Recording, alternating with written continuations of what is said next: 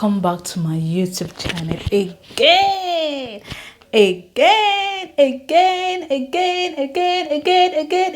You are all welcome. If this is your first time coming into my video, bumping into my video, you are welcome. Okay, so actually today, without wasting much of your time, from the title you know what we are to discuss today. You know what the video is all about. The video is all about immigration to Norway. Guys, I have received so many messages asking me, how can I come to Norway? How do I get a visa of this? How do I get it? Hey, you people have so many questions to ask. Actually, I don't work with the immigration office. I don't know how it works, but I'm just going to highlight to you some of the legal ways you can migrate to Norway.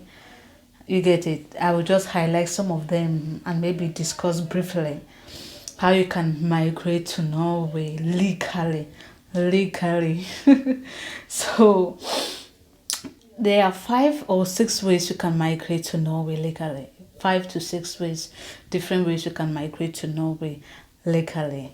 And we're going to talk detail about it. And if you want to know, then guys, keep watching the video to the end. And if you like the video, please give me some thumbs up and share. Okay, so the first way to migrate legally to Norway is through family reunification, family visa, family reunification. You can migrate to Norway if you have a family in Norway, if you have a mother, father, siblings in Norway, if you have a spouse in Norway, or if you have a fiance in Norway, you can migrate to Norway. You get it through family reunification. It's like you want to form a family with this person, so you can migrate to live in Norway with them. You get it? There are different rules if you are an EU citizen. If you are an EU citizen, there are different rules. If you are non-EU, there are also different requirements. Okay, now, but I know in all the general requirement for family immigration visa is like the person has to be legal in the country.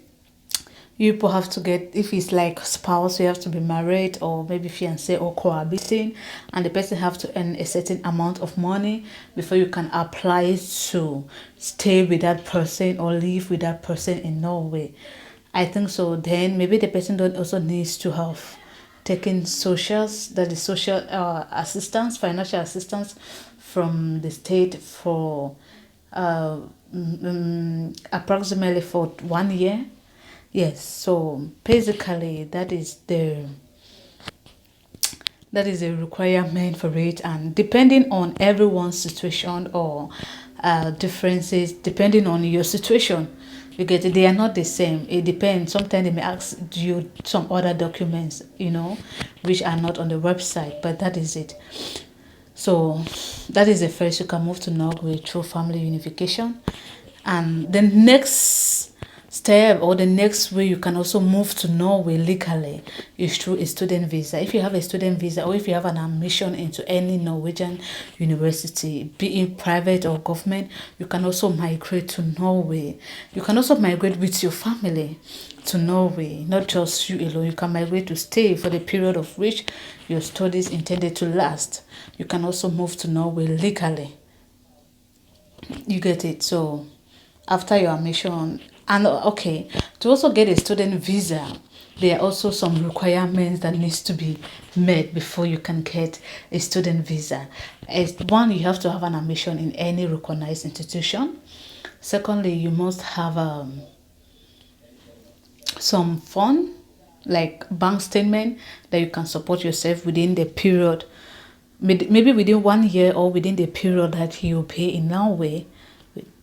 Guys, they keep changing the rules, so that is why I said in one of my videos I made, you have to be current. You have to keep, always visiting the website or always find it, because sometimes they change these rules or these laws, they change. So better I know you must have some certain amount of money before you can migrate to, before you can apply for a visa. Sometimes some institution will also need you to pay the tuition fee if it's a private university, but that is not that much. and they also have to pay for the visa application. Then there are other requirements also that you have to meet for you to apply for student visa. So that is another way you can migrate to Norway legally by a student visa. And the third way you can migrate to Norway legally also is through a working visa. Okay, through a working visa, how is it? It's like you apply for some jobs in Norway or companies in Norway that offer job opportunity, and if you're fortunate enough, you get accepted by the company, and the company gives you the, what is it called, even gives you your letter of unemployment. Yeah, maybe with a certain percentage. Then you can work, then you can use that to also apply for a visa to come to Norway or to continue living in Norway with you or your family. So that is another legal way you can move, you can migrate to Norway on a working visa. And again, there are other criteria you also have to meet. Sometimes you also need to have a place, you have to apply for accommodation, you need to have some certain amount of money. I don't know how much exactly it is, which shows that you can take care of yourself while you are in Norway. So that is another way you can migrate to Norway and live legally for the time being. The next again that the next other option you have that you can migrate to Norway is through au pair. Au pair is like babysitting. Yes, I think so. You can migrate to Norway through au pair, through babysitting. If maybe you have a family, not a family, like a family here in Norway, you can apply. I know they do it online. I don't know how this is done, but there are families here who need babysitting, who need someone to babysit their kids while they are at work or they are at school. So you might also babysit them, and then you might also apply. And if the host family finds you interesting, somebody like, okay, we can trust this person with our kids, then they're gonna invite you, and with that you're gonna use that to apply for a visa to come to Norway and babysit for them. Most often the visa always lasts for a year and it's renewable. I don't know if it's, yeah, but I think it should be renewable by the host family. And there are other criteria that also has to be made by the host family. They have to also have some money. They also have to be financially stable. They also have to have like accommodation where the person coming or the babysitter will have to stay. And yeah, I think so. And one requirement again I read online shows that the au pair babysitting don't need to come from the man's or the woman's family, country of origin. Sorry, yes. So there are also some criteria that has to be met for you to migrate to Norway as a babysitting or babysitter or au pair. That is it. And the last but not the least, you can also migrate to Norway through asylum. Yeah, to seek for asylum. If you are on threat, if your life is endangered or your country is endangered, you can also migrate to Norway to seek for asylum.